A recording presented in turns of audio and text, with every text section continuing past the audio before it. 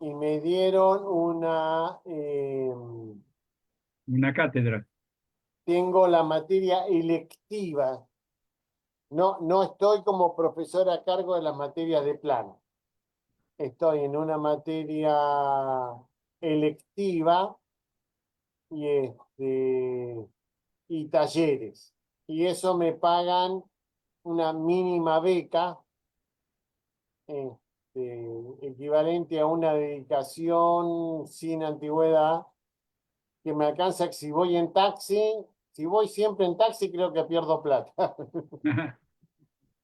Y no, pero es por el placer de seguir estando en la facultad, seguir enseñando, Seguir estando en actividad.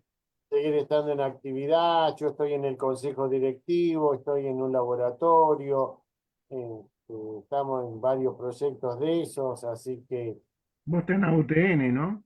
estoy en la UTN, la Regional La Plata, y este semestre pasado también estuve en la Regional Trenquelauquen, pero por Zoom, y ahora estoy, apareció el jefe. Bueno, Igual ¿cómo que están? Buenas noches a todos. Buenas noches. Buenas noches, Bariloche. Estamos los que estamos. Hoy somos poquitos, pero los mejores. Buenas Ahí noches. tiene todo el Buenas resto, noches, nos Moraite, descollamos. Un beso a la Moraite, en serio. A Johanan, que hace rato no estaba y bueno, con la salud, pero sí estaba, estuvo siempre. Marita, una fenómena. Víctor, Judith, Jaime Rubén, que los escuchaba hablar con Jorge, Eduardo también, Jorge y mis padres, a todos un abrazo enorme, ¿sí? ¿Me escuchan y me ven bien? Escuché, se te escucha medio Sí. entrecortado. medio bajito. Medio bajito, ahora mejor.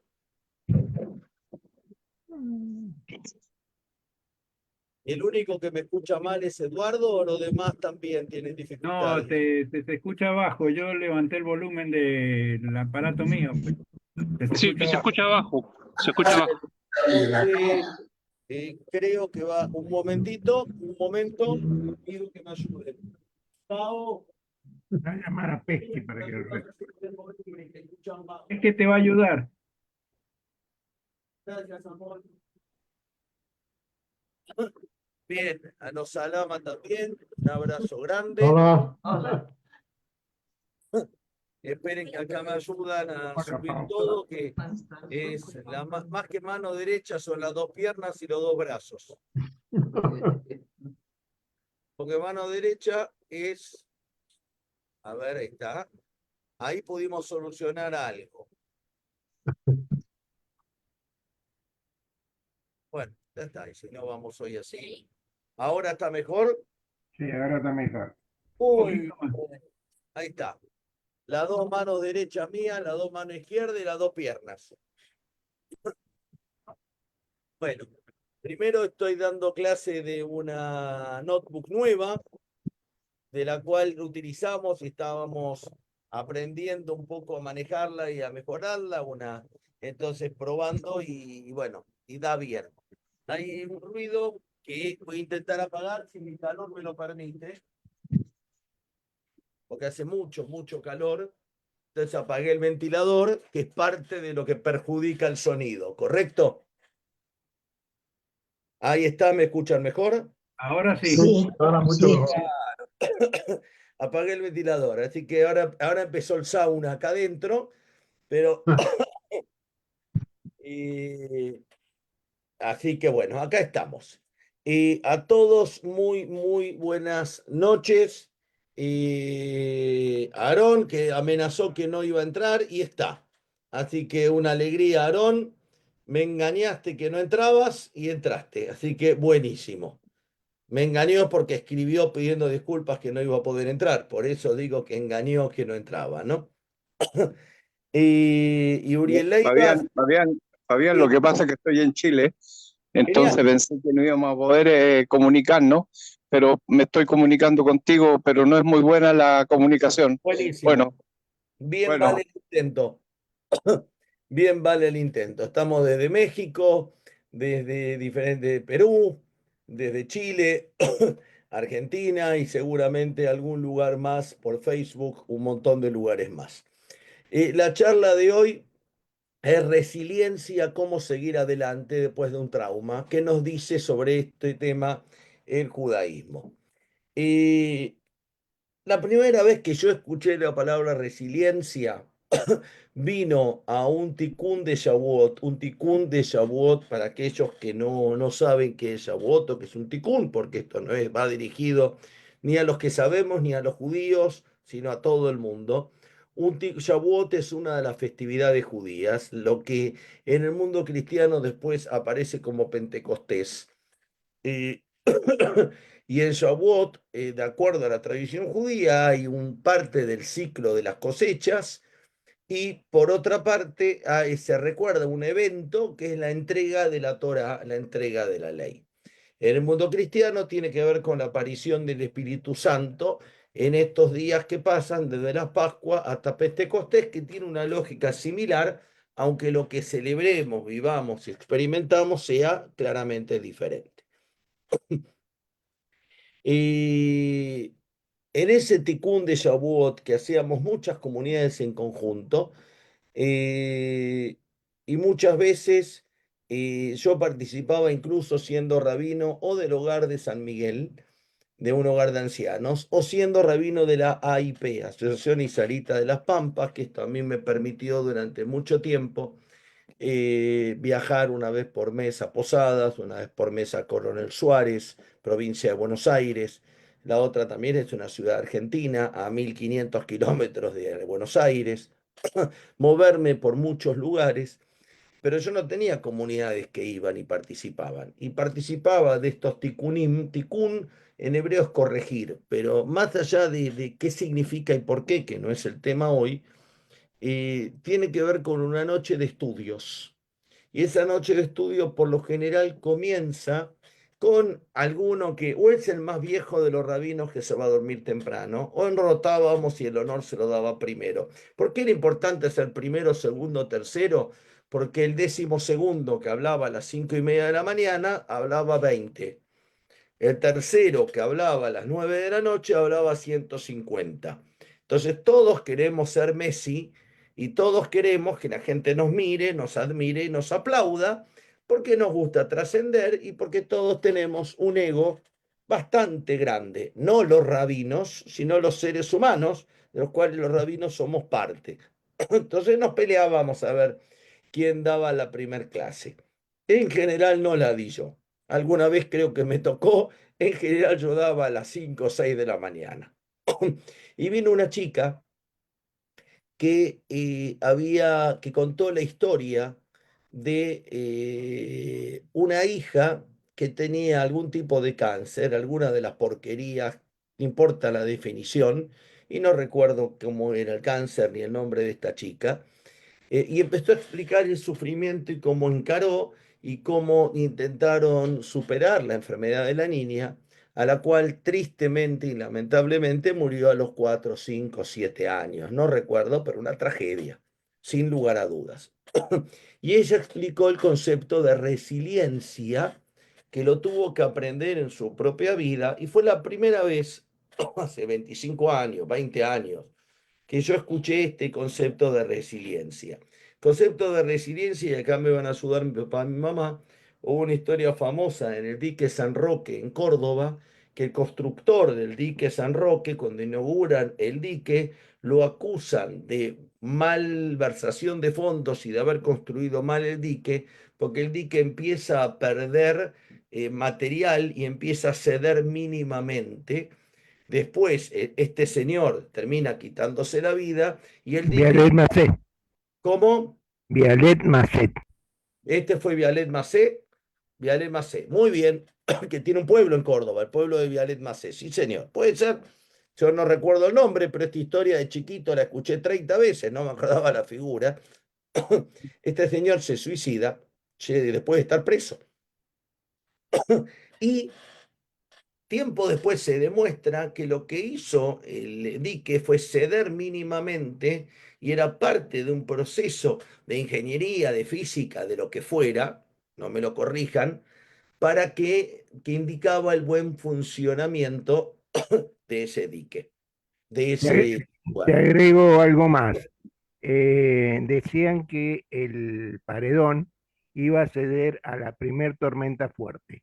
Claro, bien, bien. Por Pero supuesto, para allá ya te termino cortito.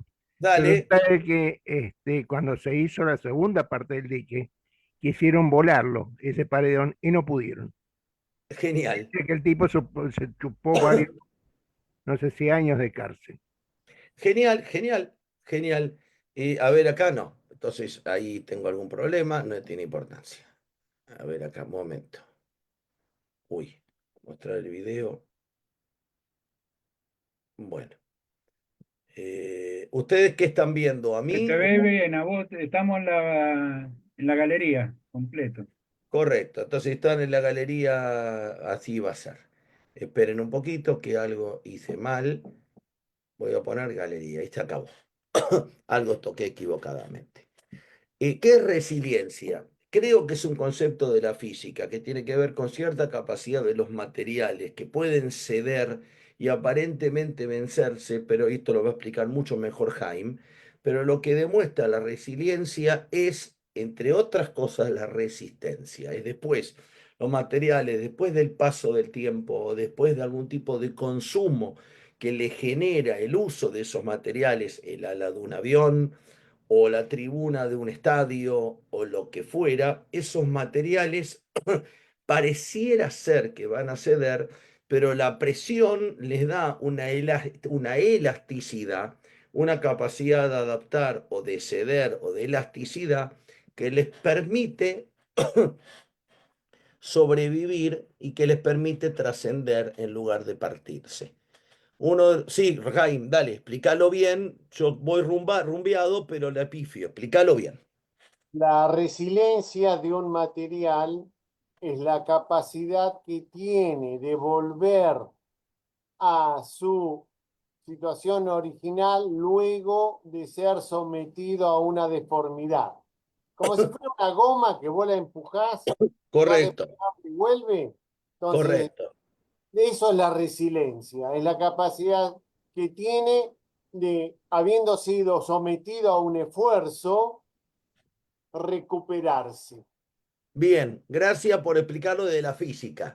Esto después se aplica a lo cotidiano. Lo que está claro que este concepto es que si bien el material recupera un estado original, no vuelve al estado cero, sino que tiene otro, en lo social, adquiere un nuevo estado, pero conservando las cualidades naturales. Esta mujer cuenta que claramente la muerte de su hija la afectó y mucho, y menos mal que la afectó y mucho esa tragedia, pero que le enseñó su hija con el ejemplo de vida a ser resiliente, que es a poder dar respuestas positivas y que le permitan a ella continuar a pesar de la tragedia, no negando la tragedia, sino con la tragedia presente, con el ejemplo de su hija, ella permitió volver, como dice Jaime, a su estado natural y poder proyectarse con el dolor después que el material fue doblado, después de que el material fue comprimido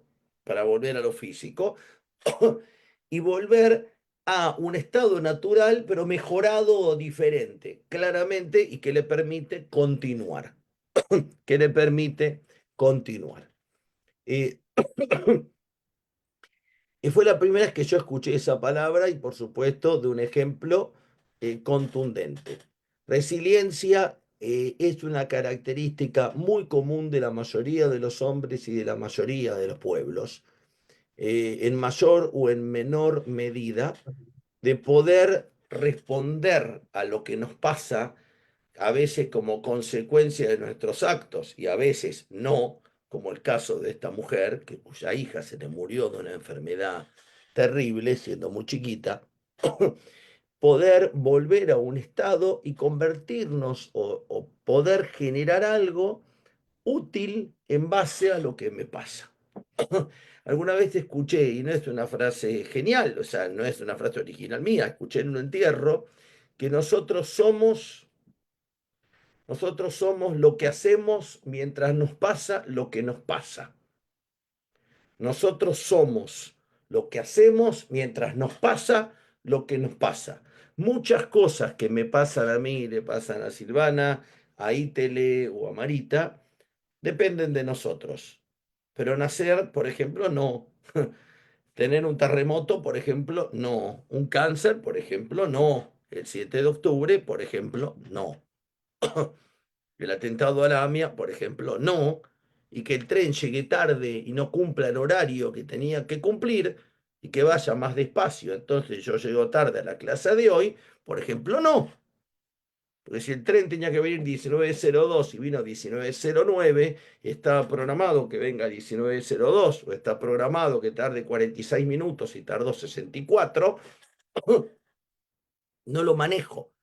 Pero es qué hago yo mientras me pasa lo que me pasa. Eso es la vida. Eso es la vida. Entendiendo que de un montón de cosas que me pasa, como dijo el poeta Amado Nervo, soy el arquitecto de mi propio destino. De muchas cosas que me pasan, yo soy el responsable, pero de muchas no. Yo nací en la Argentina. ¿Es una bendición, una maldición? No, es un dato de la realidad. Ni bueno ni malo. Después puedo tomar algo bueno. Dale, Jaime. Jaime. Sí, la frase de John Lennon es, la vida es lo que pasa mientras estás planificando qué hacer. No, esta es la de John Lennon, que Sí. es, pero no la conocía, pero no es de John Lennon. Lo que hacemos mientras nos pasa es la respuesta que damos. Correcto, correcto.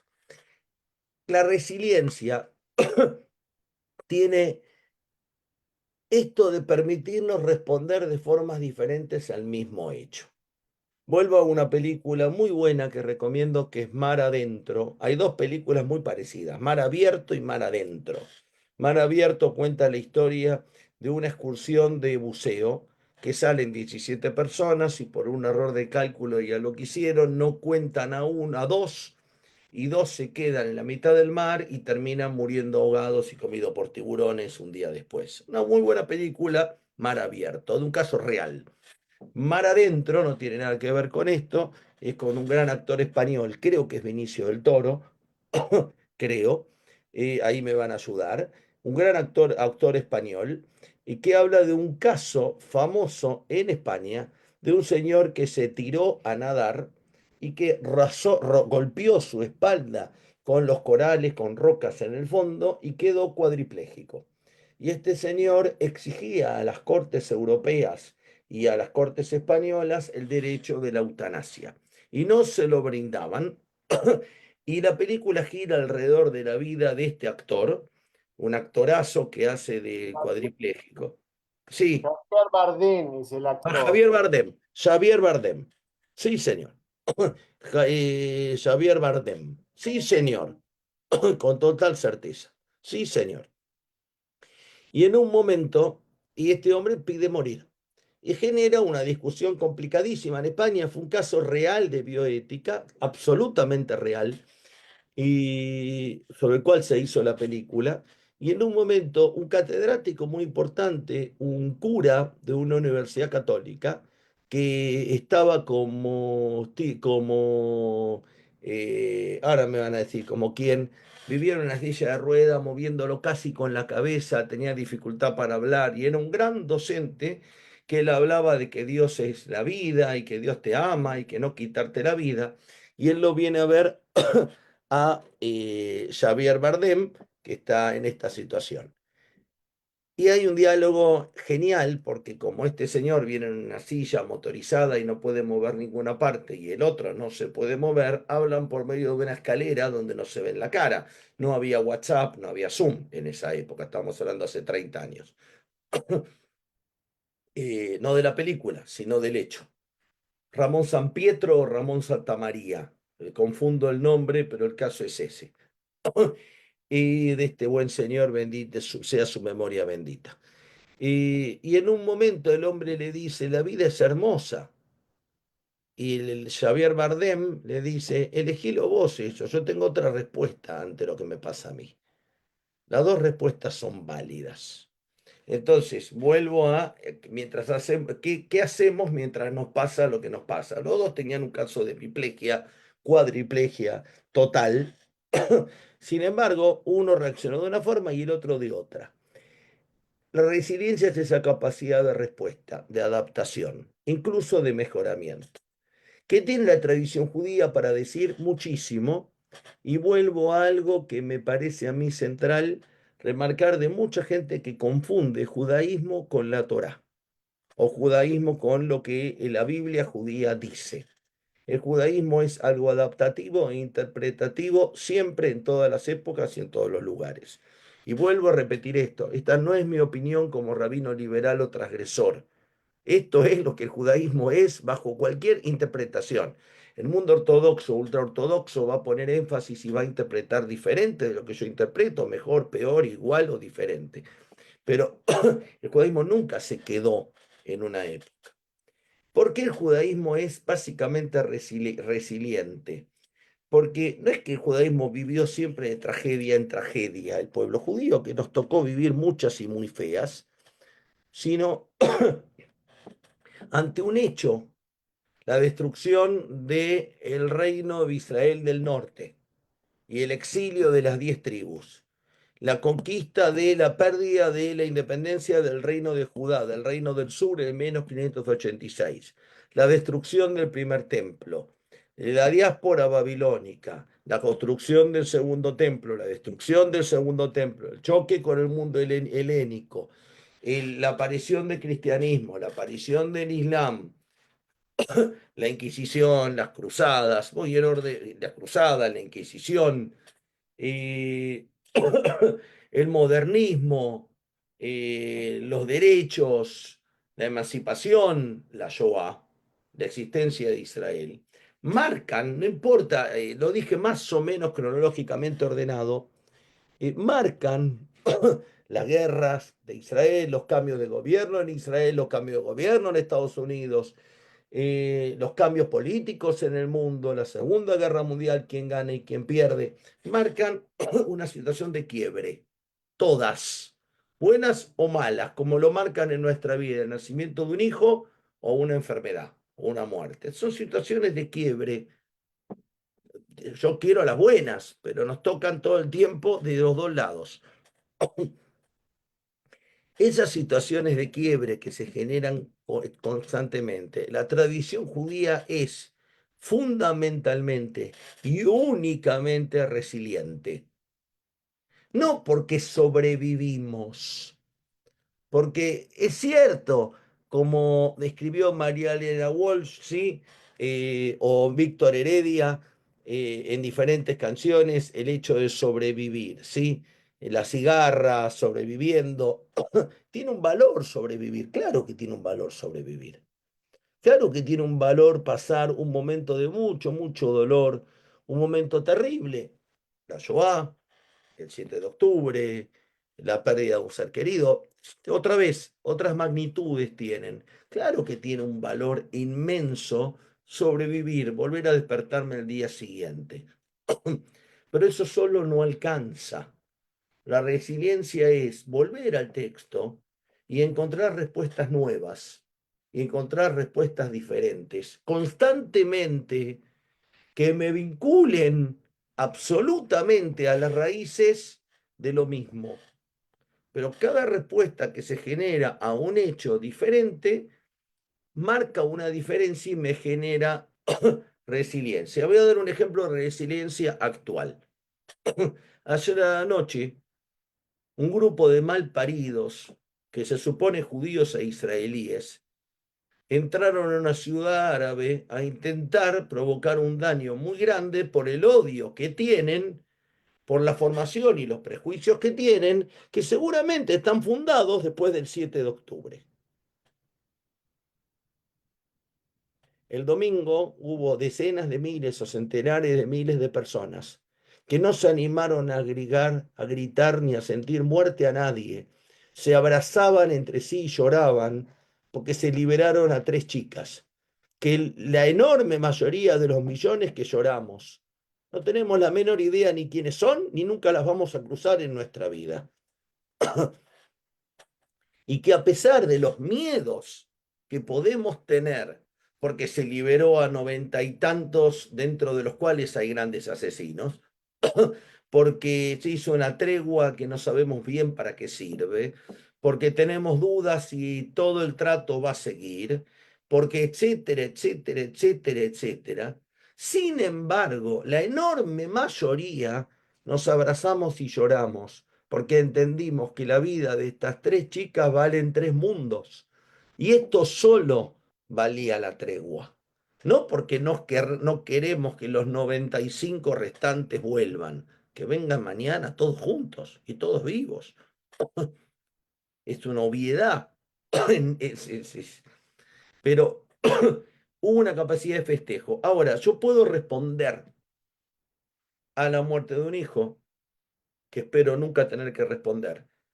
Puedo responder, en el caso de nuestra familia, tarde entendimos la grandeza de poder responder al abandono de una hija para construir una vida. Eso es resiliencia. Eso es resiliencia. Esa palabra no lo pudo haber dicho mi bobe en castellano en su bobe vida. Nunca pudo haber repetido esa palabra con el español limitado que hablaba. Pero si alguien pudo enseñar en el mundo que es ser resiliente, un ejemplo es mi abuela, la mamá de mi mamá, y otros tantos son centenares de parientes y amigos nuestros que les tocó vivir algo similar o diferente. Eso es ser resiliente, es entender que la vida me llevó a tomar una determinación o me golpeó de una forma.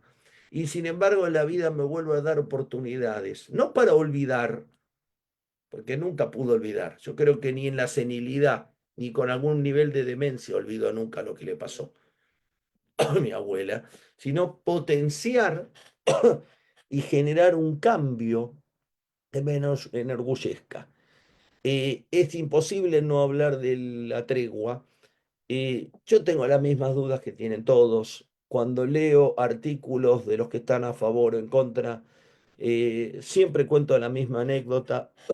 Estaba en Israel hace 12 años, 15 años, con el rabino Marcelo Polakov y otra gente participando de un congreso, y el rabino Marcelo me dice, ¿por qué no vamos a caminar por Jerusalén? Y fui a caminar, quería comprar un libro, fui a dar una vuelta, yo qué sé.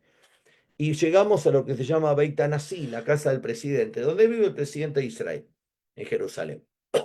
Y había un soldado, creo que es Gilad Shalit, pero por confundir, que estaba prisionero. Lo tenían los terroristas prisionero hace años. Y había una gran manifestación de un lado de la calle que decía, y el acuerdo era devolver a 1.500, a 1.000, a 900, a 2.000 terroristas o presos palestinos, de los cuales había terroristas, a cambio de la vida de este soldado. De un lado de la calle había 100 personas con carteles, con carpas, con escenarios, con diferentes cosas. Del otro lado de la calle, real esto, había carteles que decían, nosotros también amamos a Gilad Shalit y también queremos a Gilad Shalit con vida.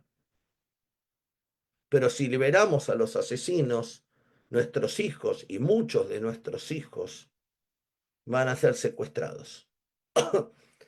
Lo interesante es que cuando yo estaba de un lado de la calle firmé el libro como una firma más, y cuando crucé volví a firmarlo. Más allá de que uno van a decir, eso es parve, eso es cobardía. No, eso es la descripción de lo que me tocó vivir. Mi sensación personal, de la cual yo siento enorme orgullo. Me van a responder con el orgullo no se vive ni se defiende. Y le voy a responder como dice el profeta Zacarías, lo bejal velo becoach quien berrují. Cuando en un momento aparece la profecía, que aparece lo que después es el escudo de Israel, que Dios le habla y hay toda una profecía muy profunda y se describe 2 ramas de olivo y el escudo de Israel tal cual como es hoy en día con una menorá, tal cual lo que no es que describe el escudo de Israel, describe algo que hoy el escudo de Israel se convirtió en la descripción del profeta Zacarías. Y él termina diciendo, la Haftará, ese capítulo, lo bejail velo bekoach kim berrují. No es con la fuerza ni con la violencia, sino con mi espíritu. Claramente el judaísmo no habla de ser idiota y de poner la otra mejilla y dejar que a la mujer la sigan violando y que siga maltratando al hijo y que sigan matándome y asumir una actitud de cordero tonto en base a un criterio puro y absurdo de un amor por el prójimo. Claramente esa no es la postura judía, pero lo que está claro es que lo que el judaísmo transmite como mensaje central de para qué estamos, para qué sirve, qué tiene el judaísmo para enseñar, qué representa o debiera representar o representa el Estado de Israel, qué marca nuestra capacidad no solo de sobrevivir como judíos, que no es poco, al atentado de la AMIA, a Midaya, al atentado de la embajada 2 años antes, que no es poco que la comunidad quiera continuar. No es poco que un judío no tenga miedo de seguir yendo a la sinagoga o mandar a su hijo a una escuela judía. O que haya voluntarios que sigan dando la vida, su tiempo y su dinero por una comunidad. Claro que no es poco. Y su familia y todo lo que sabemos que se da. Claro que no es poco. Pero es mucho más profundo el concepto. El concepto tiene que ver con con esta resiliencia, esta capacidad de responder. Y yo puedo responder a los terroristas, que de vuelta, y vuelvo a repetir algo que yo tengo muy claro, el problema y el conflicto con Gaza y con los palestinos es un problema del cual Israel es igual de responsable que los palestinos. El problema y las guerras que Israel tuvo con Jordania, con Egipto, con Siria, con Líbano, con quien fuera, fueron guerras que eran de los dos lados. Acá no hay un bueno y un malo, más allá de que a mí, gracias a Dios, entiendo el derecho de Israel de existir y yo pertenezco a un lado. Y todo esto es analizable. Nadie puede discutir en su sano juicio, salvo un malparido o un imbécil, que lo del 7 de octubre fue una masacre y un asesinato y un pogrom. Nadie. Sin embargo, lo genial es que la respuesta a que liberen a 3 chicas después de 470 días, donde 95 siguen secuestrados y no sabemos ni cuándo, ni cómo, ni cuántos vivos van a volver, de qué forma, ya se habla de 4 el sábado o domingo que viene, Dios quiera que se sostenga esto, para que haya 4 menos y después otros 3 menos y otros 5 menos, hasta que no quede ninguno. Es tremendamente emocionante ver y sentir el abrazo y el llanto de desconocidos, que lo único que tienen es amor. Al mismo tiempo, hay grupos no tan minoritarios ni tan poco poderosos como a mí me gustaría que fueran, que reaccionan desde un fascismo y desde el odio más repulsivo. Gracias a Dios no los convirtió en intolerantes y violentos el 7 de octubre, lo fueron siempre, pero encuentran excusas para hacerlo, es como el antisemita. El antisemita encuentra excusas para descubrir su antisemitismo, pero lo fue siempre. Tal vez no era tan consciente o tan claro su nivel de antisemitismo. Ver la respuesta mayoritaria de Israel, mayoritaria del pueblo judío, a lo que ocurrió el domingo, eso es resiliencia. A mí me preocupa mucho una tendencia que Israel puede tener o tiene, a lo contrario, a responder con odio al odio, a responder con muerte a la muerte, a responder con intolerancia a la intolerancia. Claramente no pongo la otra mejilla y dejo que me peguen. Idiota no soy. Me golpearon muchas veces, especialmente en la Shoah, y no pude defenderme. Pero responder en algún lugar, de alguna forma, hay que responder con amor. Me va a ayudar la Moraitel en esto. ¿Cómo se llama esta señora que representaba al grupo de gente de mujeres primero La Paz? Recordame que vino a Mendoza Ítele y que es una mendocina que vos conocés y que dio una charla en Mendoza, que tiene un grupo de señoras, que lo voy a decir a propósito, si me permiten que termine, que tienen un sueño tan estúpido como evitar las guerras. Un grupo de bobas que hace manifestaciones en la puerta en el acostado de las rutas, porque entienden que el final de todo conflicto bélico es la muerte, que al final vas a negociar. Entonces dicen, negociemos primero antes de la muerte. ¿Cómo te llama? Iter, el grupo, y cómo te llama esta señora. ¿No te acordás? Bueno, habilita el micrófono. Si no, no importa, pero este No, concepto, me acuerdo que vinieron, pero no me acuerdo quién es. No, cabezón. no, no importa, no importa. Este concepto de resiliencia, hasta ahora y por lo general, se parece a la declaración del gueto de Varsovia. No luchamos por nuestra libertad, sino por nuestra dignidad, sino por la vuestra. Es decir, entender que hay algo que trasciende y que el verdadero éxito no es el militar. ¿Necesito del éxito militar? Sí, claro. O por lo menos necesito de la no derrota militar. Porque no sé si Israel ganó alguna guerra, sé que no las perdió. Si hubiera perdido una es suficiente para no existir.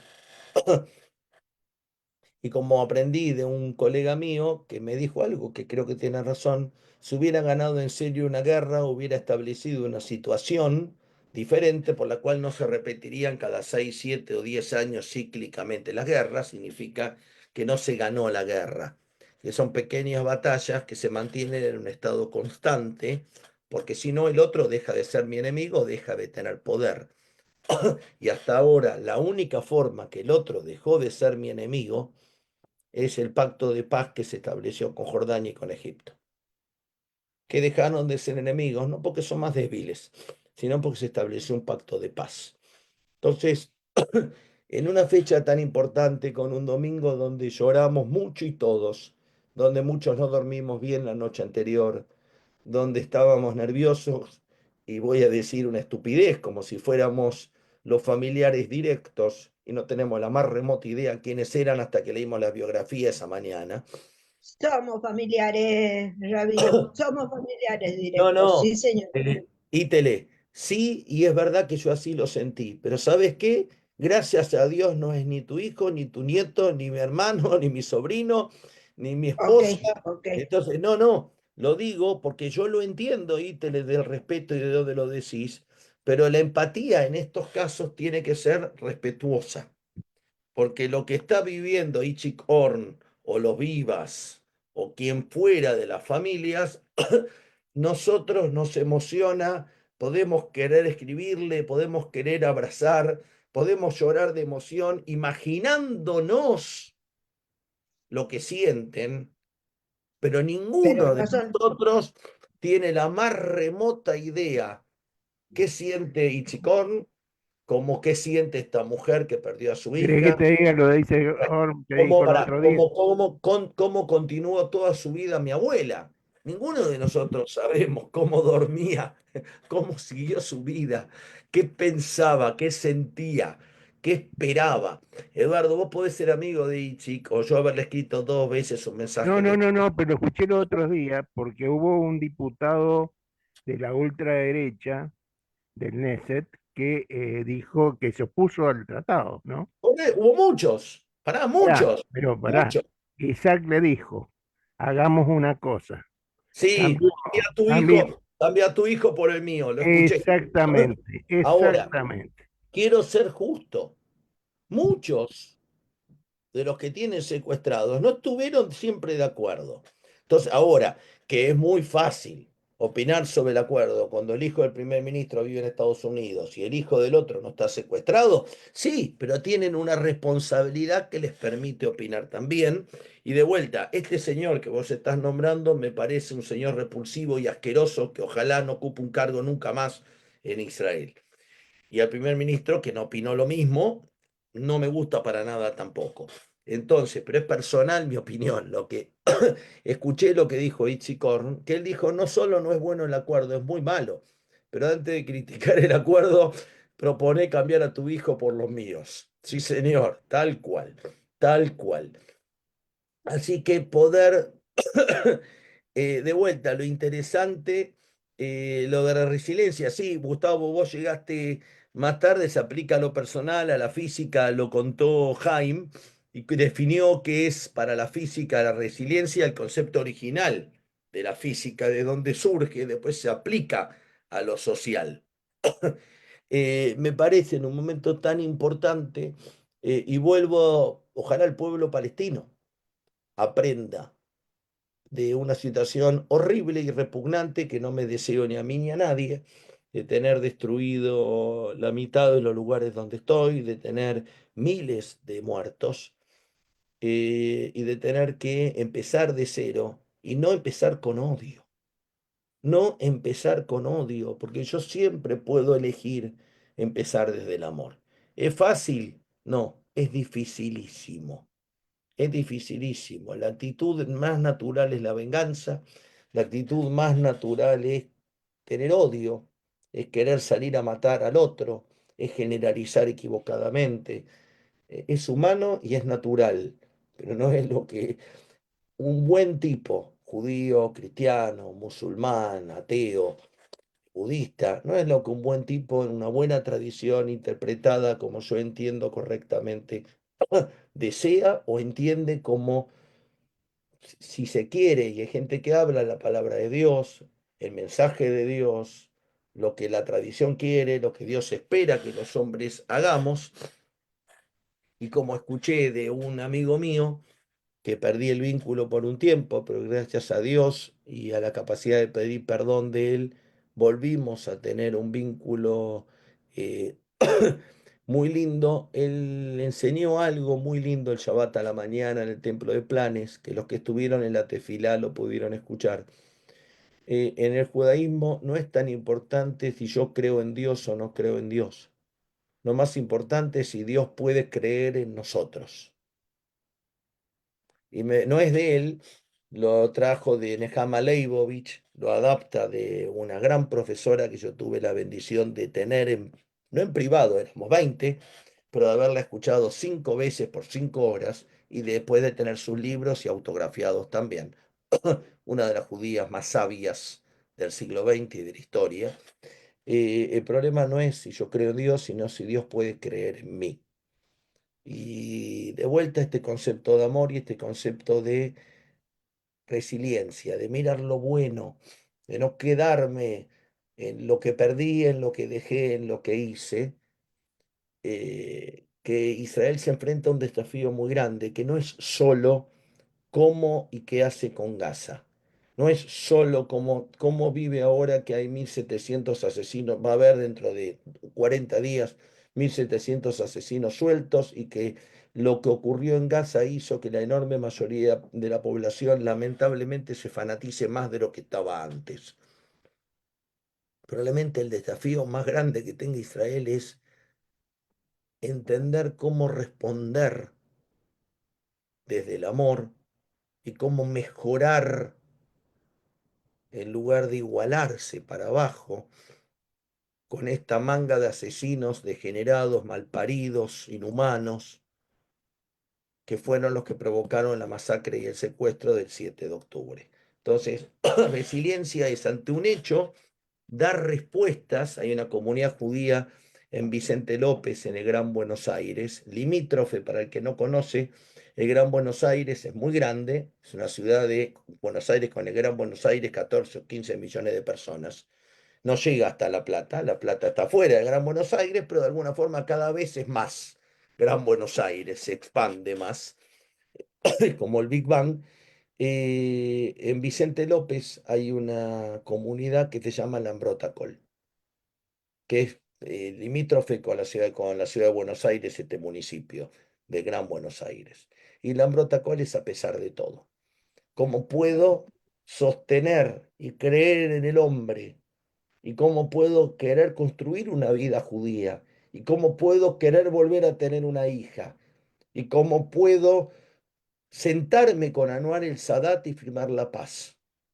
¿Cómo puedo entender que el principal aliado de Israel en el mundo, fuera de Estados Unidos, se llama Alemania? ¿Esto es porque perdono o olvido? No, sino por la capacidad de poder responder y entender el mundo diferente. Yo no me olvido de la Shoah, yo no me olvido lo que ocurrió, pero Israel hizo la paz con los enemigos, no con el amigo. Y claramente hay cosas que no estoy hablando de perdón, estoy hablando de cómo reacciono, cómo la porquería que me pasa me hace mejor.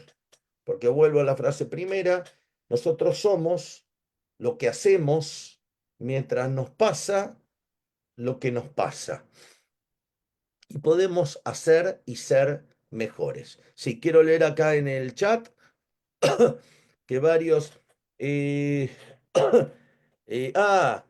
esta resiliencia aplica también. Claro que sí, es muy difícil para estos chicos o adultos que son liberados de los 256, los que quedan, que muchos ya fallecieron, pero los que quedan, es un desafío muy grande no odiar. Es un desafío muy grande no querer quitarse la vida.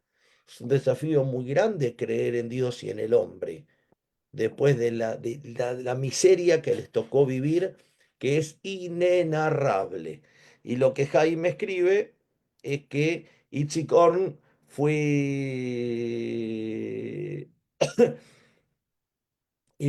a ver, acá, espera. Que Itzik Horn fue Fue director de la escuela, fue de La director, Plata. vivió 3 años con nosotros, sus hijos se criaron con los míos, con los Oh, chicos, los conocemos en la década del 80, él estuvo en La Plata, antes que vos, él vivía en La Plata y era el director de la Escuela del Max y la esposa era antes que yo llegue, mucho antes. casi 10 años, 7 años antes que vos llegues. Mis padres también lo conocen personalmente. Yo alguna vez me lo habré cruzado y alguna vez lo habré abrazado. No tengo memoria.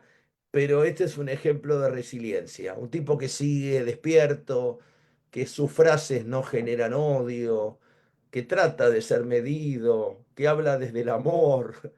Eh, y la verdad que si en alguna cabeza no quisiera estar de ninguno, pero si en alguno no quisiera estar es en la madre, que creo que el padre está secuestrado o al revés de los vivas, y en Isicón, porque son dos. Y encima dice, el día que liberen a uno, como quitarme medio cuerpo y darme otro medio cuerpo, una media vida y otra media vida, sacármela. Sí, sí, sí, claro que sí. Tengo un problema de torpeza que no puedo... a ver, acá esperen, esperen. Quiero ver los primeros mensajes y no los puedo ver, porque no puedo bajar. Acá está, acá está, acá está, acá está. Gracias. No, no. Ahí está, gracias. Ahí sí, pude. Acá hay una historia de resiliencia que Silvana escribe, que escribió en el chat, de una historia, de historia de resiliencia que resume lo que digo, que mandó acá una cita para el que lo quiere ver y poder leerlo, de Eliakim, o Eliakim. Sí, sí, historias. Gracias a Dios, el pueblo judío y la humanidad estamos. Una historia de resiliencia por excelencia de un no judío es Nelson Mandela. Nelson Mandela tenía que haber salido un asesino serial de la cárcel. Tenía que haber buscado la muerte de todos los blancos en Sudáfrica. Y fue el hombre que trajo la paz, que se jugó en cada paso de su vida. ¿Qué aprendió del dolor? A amar. ¿Qué aprendió del dolor? A entender al otro. Es fácil. Yo hubiese sido Nelson Mandela, no hubiese sobrevivido 2 días en la cárcel. Y si me hubieran dado la posibilidad, hubiera matado al blanco que tengo enfrente. Y saben que hubiera tenido razón. Que hubiera ganado nada, más odio. ¿Qué ganó este hombre? Una batalla inmensa de dignidad en la humanidad, como Mordejai Nilevich, como tanta gente, una batalla. Ganaron, no perdieron. Más allá que algunos perdieron y otros como Nelson Mandela ganaron, todos ganaron. Eso es esta capacidad de resiliencia. Bueno, agradecer a Delmo, a Samsung SMA42M, a Demetrio, a Silvana, a Carmen, los que entraron más tarde. Esperen que acá quiero achicar esto. Acá estoy.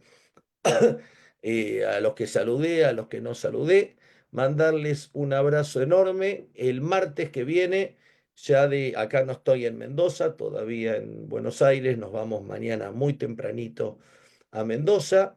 Hace más de un mes que nos fuimos.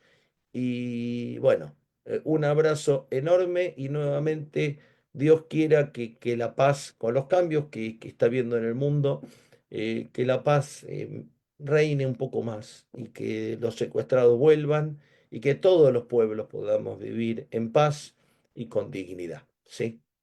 Gracias a ustedes. Gracias. Chao. Muchas gracias.